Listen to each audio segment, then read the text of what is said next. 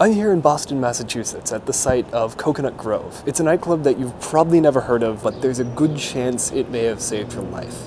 See, Coconut Grove was one of the most popular joints in Boston back in the 1940s, and it attracted hundreds of people into it every night.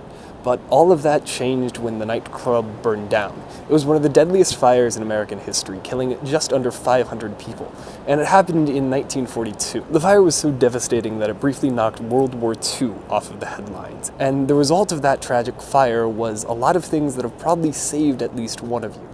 See, Coconut Grove actually had really terrible fire codes.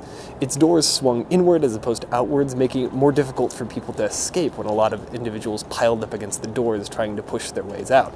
And on top of that, its sprinkler system was far from adequate, meaning that it didn't deploy in time and made the blaze worse.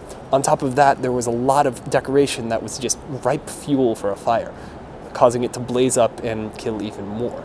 And at the end of the day, all of those issues wound up being addressed. And on top of that, there's one more direct way it impacted you.